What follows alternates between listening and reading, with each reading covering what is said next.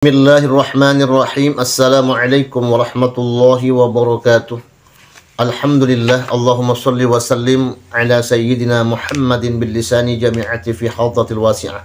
Salatan tamuddu biha jismi min jismihi wa qalbi min qalbihi wa ruhi min ruhihi wa sirri min sirrihi wa ilmi min ilmihi wa amali min amalihi wa khuluqi min khuluqihi wa wijhati min wijhatihi wa niyati min niyatihi wa qasdi min qasdihi wa ta'udu barakatuhu alayya wa ala awladi wa ala ashabi wa ala ahli asri ya nur ya nur ya nur ij'alni nuran bihaqqin nur.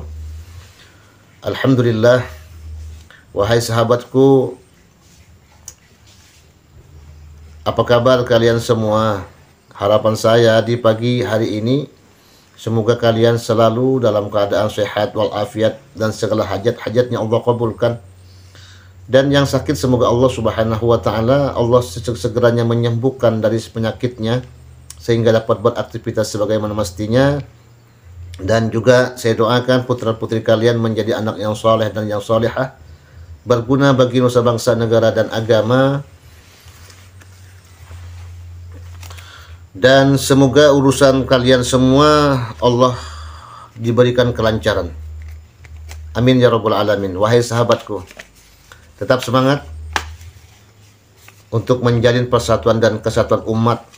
Jangan sampai kita terpecah belah dengan adanya bermacam-macam polemik-polemik yang kita hadapi saat ini. Apapun itu cobaan atau polemiknya, tetap kita semangat. Karena hidup ini perlu cobaan. Hidup tanpa cobaan omong kosong. Semuanya pasti akan dicoba dan diuji oleh Allah Subhanahu wa taala untuk melihat ketangguhan, ketakwaan kita kepada Allah Subhanahu wa taala, maka perlu diuji. Namun ujian kita Allah sudah mengetahui kemampuan dan tidak mampunya hambanya tersebut. Allah kadarkan semua itu. Sudah tertentu, barang tentu bahwa Allah Subhanahu wa ta'ala maha pengasih dan maha penyayang buat kita hamba-hambanya semua. Dan kali ini saya mengajak kalian untuk menonton video dari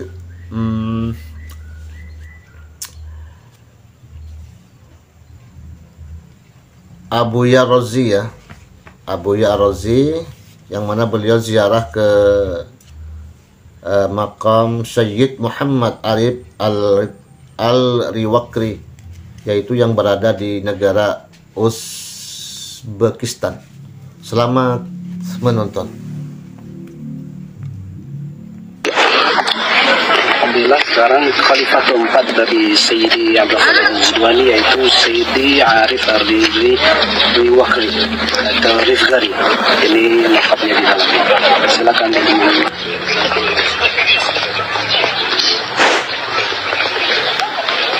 Baik, bismillahirrahmanirrahim. Assalamualaikum warahmatullahi wabarakatuh. Salam para salik. Alhamdulillah, Bapak dan Ibu semua, jemaah Ribat Nuroniyah.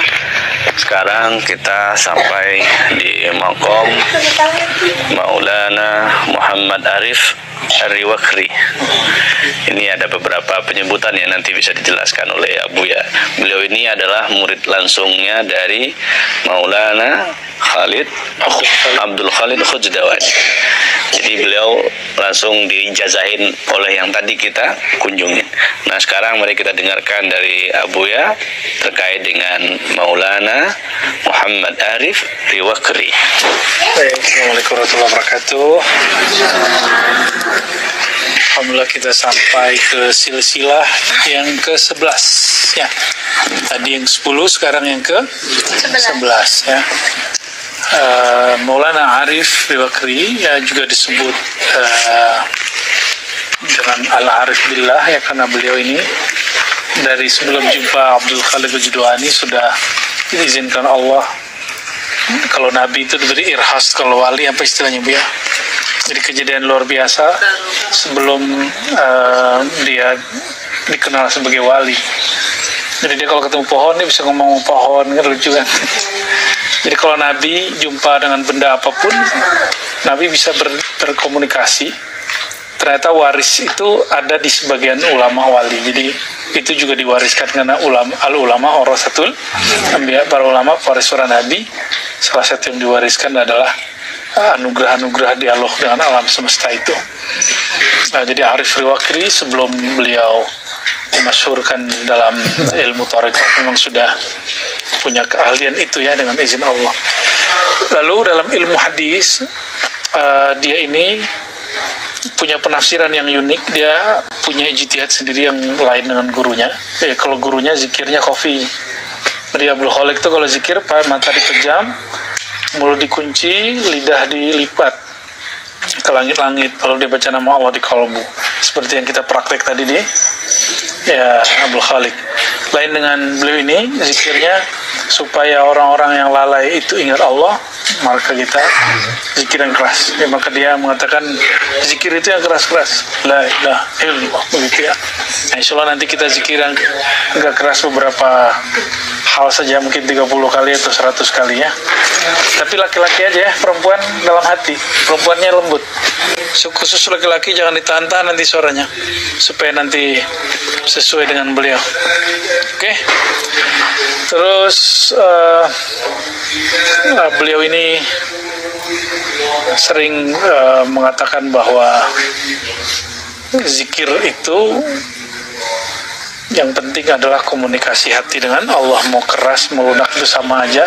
Yang penting hatinya tersambung kepada Allah Subhanahu wa Ta'ala. Tidak banyak biografi tentang beliau, tapi lebih kurang itu. Orangnya nggak gede-gede amat ya.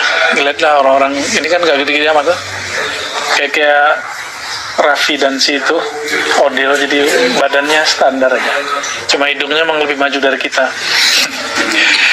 Ya, kita serahin lagi ke Buya. Sebelum ini Buya, ini kan ada pesan beliau yang sangat luar biasa, menjaga nafas. Oke. Ya, beliau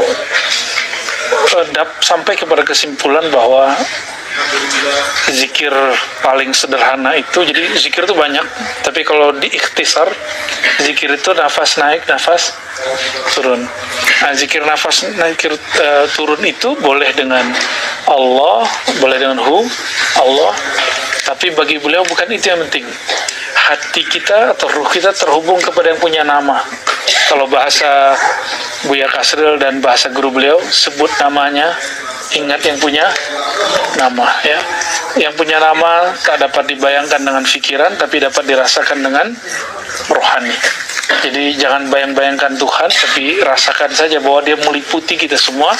Dan kata beliau, seorang murid itu mesti menjaga dirinya sampai satu biji zarah dalam dirinya mesti dia jaga. Dan itu caranya dengan nafas. Ya, caranya dengan nafas. Tekniknya ada yang dengan kalimat seperti la ilaha, naik nafas, illallah, keluar, la ilaha illallah. Nanti kita praktek ya. Coba sekarang la ilaha illallah gitu. Itu cuma zahir, tapi ada teknik-teknik yang batin yang lain.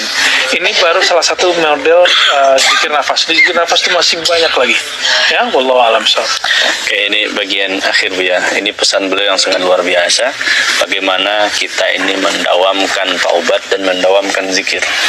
Ya. Kenapa beliau mengatakan dawam taubat? Karena tidak ada wali jadi wali kecuali dengan taubat.